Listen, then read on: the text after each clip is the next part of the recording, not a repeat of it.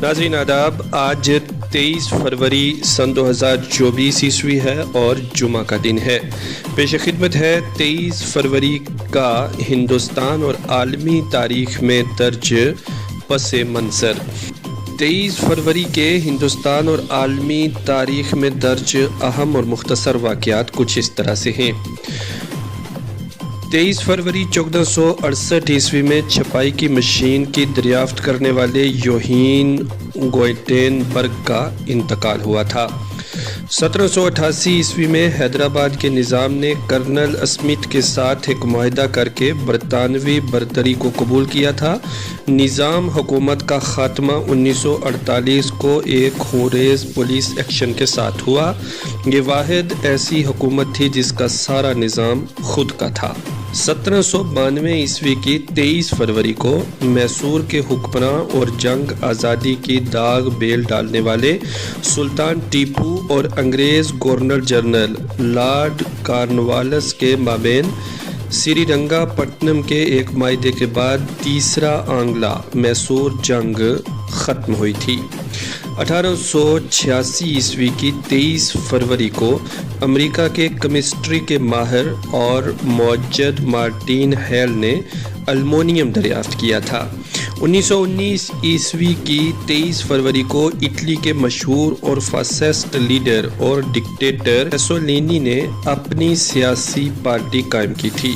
1933 عیسوی میں جرمنی کی پارلیمنٹ نے نازی حکمران ہٹلر کو بطور ڈکٹیٹر حکمران تسلیم کرنے سے متعلق قانون منظور کیا تھا۔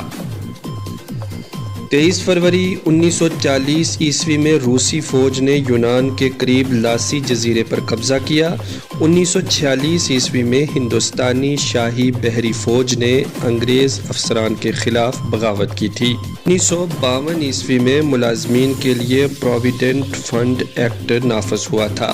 1969 عیسوی کی 23 فروری کو اپنے زمانے کی ہندی فلموں کی مشہور اداکارہ مدھو بالا کا انتقال ہوا تھا۔ 23 فروری 1956 عیسوی میں نئے آئین کے تحت پاکستان کو ایک اسلامک ریپبلک اسٹیٹ بنایا گیا تھا۔ میجر جنرل افتخار مرزا اس کے پہلے کارگزار صدر بنے تھے۔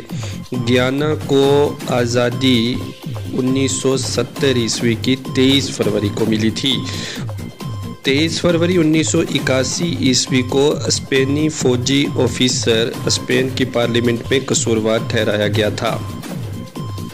23 فروری 1983 عیسوی کو امریکی صدر رونالڈ ریگن نے خلا پر مبنی ایک سلامتی نظام کا آغاز کیا تھا۔ اسے بعد میں اسٹار وار کے نام سے پکارا گیا۔ 1991 عیسوی میں تھائی میں فوجیوں نے حکومت کے تمام اختیارات چھین لیے تھے۔ 23 فروری 1993 عیسوی میں امریکی صدر بل کلنٹن نے ہوائی جہاز سے جنگ سے دوچار بوسنیا میں ریلیف گرانے کے لیے اقوام متحدہ کی رضامندی حاصل کی تھی۔ یہ حمایت انہوں نے اپنے اول آفز میں اس وقت کے اقوام متحدہ کے سیکریٹری جنرل بطرس غالی کے ساتھ میٹنگ کے بعد حاصل کی تھی۔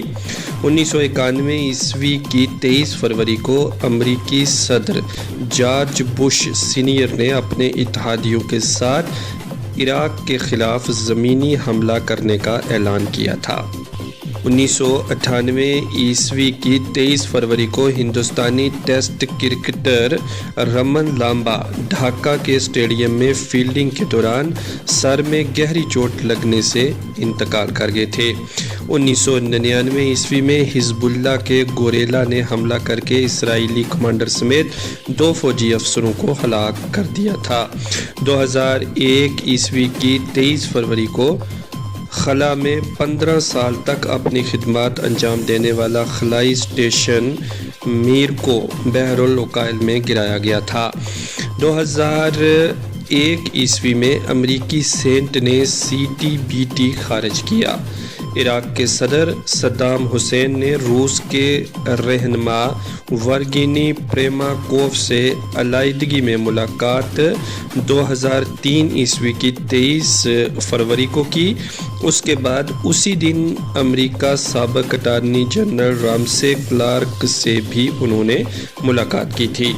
2003 عیسوی میں اقوام متحدہ کے یونیسیف کے ارکان اور عراقی صحت ٹیم کے ارکان نے 5 دن کی پولیو مہم کے تحت 40 لاکھ عراقی بچوں کو پولیو کی خوراک پلائی تھی۔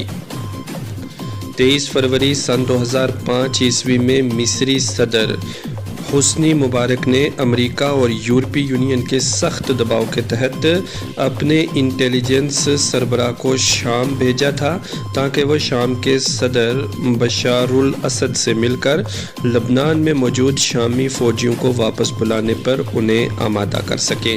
2005 عیسوی میں ہندوستان اور پاکستان نے تجارت کی راہ میں حائل رکاوٹ کو دور کرتے ہوئے لال فیتہ شاہی ختم کرنے پر رضامندی حاصل کی تھی۔ 23 فروری سن 2005 عیسوی کو ترکی پارلیمنٹ نے ایک قانون بنا کر ان ہزاروں طلبہ کو، جس میں طالبات بھی شامل تھی، جنہوں نے سیکولر ملک ترکی میں اسکارف باندھنے کی غلطی کی تھی، انہیں دوبارہ یونیورسٹی میں داخلے کی اجازت دی۔ سن 2006 عیسوی میں عراق میں نسلی تشدد میں 159 افراد مارے گئے تھے۔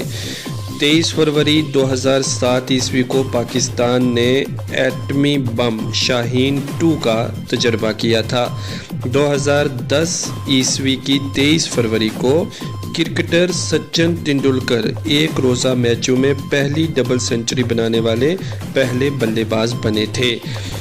سن 2014 عیسوی میں روس میں 22ویں سرمائی اولمپک کھیلوں کا اختتام ہوا تھا اور 23 فروری سن 2010 عیسوی میں ہندوستان کے مشہور مصور M.F. حسین کو قطر کی شہریت ملی تھی۔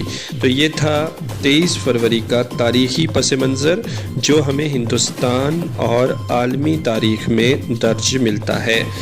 تمام تازہ ترین اور بڑی اپڈیٹس کے لیے آپ لازوال نیوز کے ساتھ بنے رہیں۔